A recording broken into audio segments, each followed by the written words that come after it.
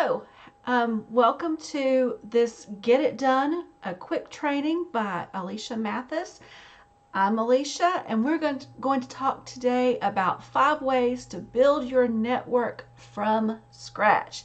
So let's get started. I'm going to take me off, and we're going to get into this quick training. Okay. In case you don't know me, my name is Alicia Mathis, and I teach new and small, passionate nonprofit leaders who want to make a difference in the world around them how to raise the money they need to fund their mission. Serving folks like you, I provide the tools you need to get exactly what you want, a successful nonprofit that transforms lives. I have served the nonprofit world for over 10 years in administration, development, and in leadership. So for me, I believe nonprofits should operate as a passionate business, never losing focus on the compassion they have for the people they serve. And they should be empowered to do so using low cost and no cost fundraising and marketing techniques to skyrocket their impact. So there's a little bit about me in case this is the first time you're seeing me. And you can certainly learn more about me and what I do at www.mathisnps.com. So networking is key to creating a thriving nonprofit. You really can't do nonprofit work without your network because nonprofits rely on networking to recruit board members, recruit volunteers, and even find donors. But if you're just starting out, you might not be sure where to begin to build an active network. So try these simple tips to connect with the right people and start a new circle of professional relationships. I've got 5 tips. Let's get into them. First, start with who you know. I know I say it a lot. Fundraising is a lot about starting from within and working out. Start with who you know. So even if you're starting from scratch, you're really going to be surprised at how many contacts you already have. So sit down and start making a list of all the people you can think of, from your colleagues to friends, neighbors, community groups. And when I say community groups, maybe it's church-based, maybe it's the clubs and groups like that you're involved in, and even maybe some college professors if you are still in the same town as you went to college. You might even think about them. Just think about who you know and think of what connections you might be able to make. If you have a board, I'd do the same thing with the board. I'd have your board sit down and write down everyone that they know, because there may be someone that you want to get connected with. Number 2, start building your LinkedIn network with people you know. I know many of you probably are a little unsure about LinkedIn, but LinkedIn is a really good way to network. So you're going to start building your LinkedIn network with the people that you know, and then it's going to gradually increase over time. And if you participate by liking and sharing posts and articles and follow industries and influencers and organizations that interest you, you're going to find that you're going to start making those connections, because before you know it, you'll find people are sending invitations to connect with you. And another little thing about LinkedIn is you can actually search people and their contacts now. So you can really find people that you want to connect with. All right, number 3. You need to commit to connect. Decide that one of your first goals is to do something positive every day to reach out and build your network. You know, I say it all the time, consistency and focus. And these are two of the ways consistency and focus come into play. When you're consistent about creating these goals, you're going to find that you will get them.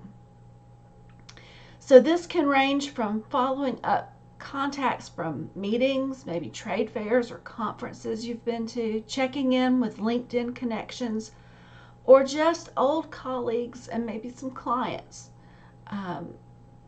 It really just depends on what you're doing, because I know many of you have a day job and you are putting this nonprofit together in the evenings and on weekends. And so you know, it may be coworkers, it may be that you go to some kind of conference and you run across someone who would connect well with your organization, with your nonprofit. And so you're always keeping an eye out for those connections. And you're going to keep an eye out for professional courses and conferences where you can make new contacts.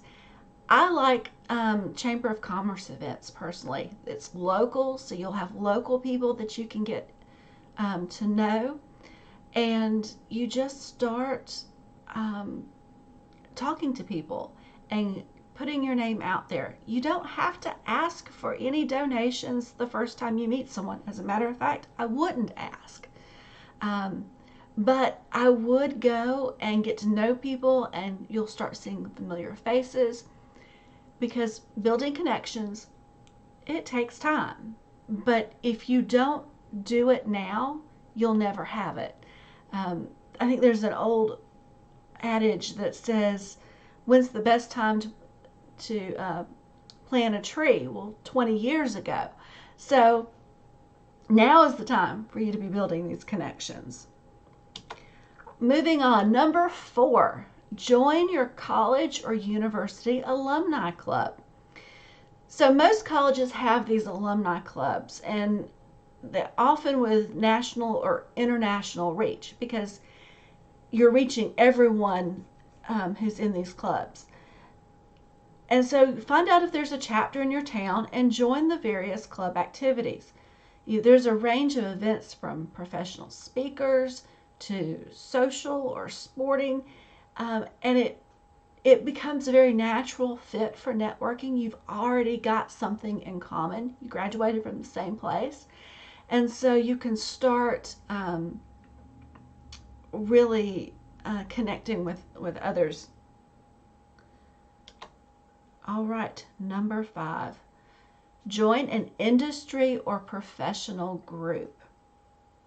All right, so, and while you may be thinking in terms of nonprofit, it's always good to be part of nonprofit groups.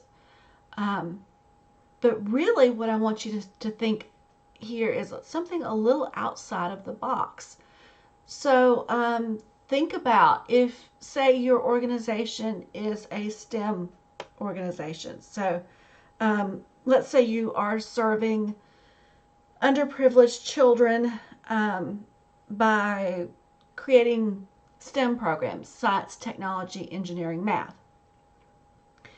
And so what you would look for are industry groups or professional groups in the science, technology, engineering, and math fields. So maybe there's an engineering group. Get connected with them.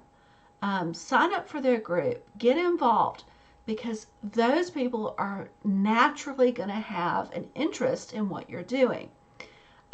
If you say you're something like Habitat for Humanity, where you build houses for low-income families, a builders association would be an awesome place for you to get involved, because not only are you going to find builders to help you with getting the project done and finding volunteers and maybe even some donations from their companies, but you could also get connections with vendors and all the materials that you need in order to get your house built, but do it very cheaply. So think outside of just the nonprofit box. Think about the different opportunities that you have with groups that are out that relate to your cause. Because really, chances are they're going to have learning development opportunities, lunches, dinners, and they might even have a directory. And so these would be really great places for you to get connected with people that are of like interest in your community. That's number 5. But guess what? I have a bonus tip. Expand your social circle. You may be wanting to make new friends, not just professional connections. And really, this should be part of your self-care plan. I talk about self-care a lot because if you don't take time to care for you and your interests, you will burn out in the nonprofit world. So this is a good thing for you to do for a hobby or interest to help you on that side. But it's also going to be great connections for you. Join a book club or a sports team, or sign up to learn ceramics, or find a writing group, or whatever interests you. Because as you make those connections, I always say, start from within and work out. Those people become part of your inner circle. Those people become the people that are the start from within people. And so it's a great thing for you personally to expand your social circle. Also check social media for groups who don't just meet online, but often organize all sorts of social occasions.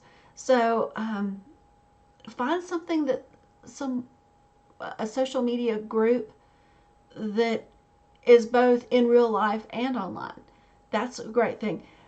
But just a social media group, a Facebook group that has interests that you like, could be a great thing too. And then last, making contacts will not only make you feel less lonely, because it is lonely at the top, but it can hook you into all kinds of local opportunities. And whenever you have those local opportunities, you can really expand what your nonprofit is doing. Okay, that's my short and quick training for getting ready to do networking. And so I want to thank you for joining me. I really do appreciate you checking out this video.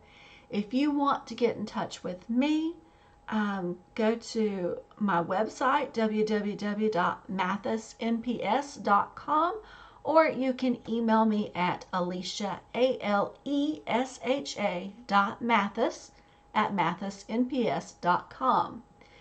So I hope you have a great day, and I hope to see you back for the next Get It Done quick training.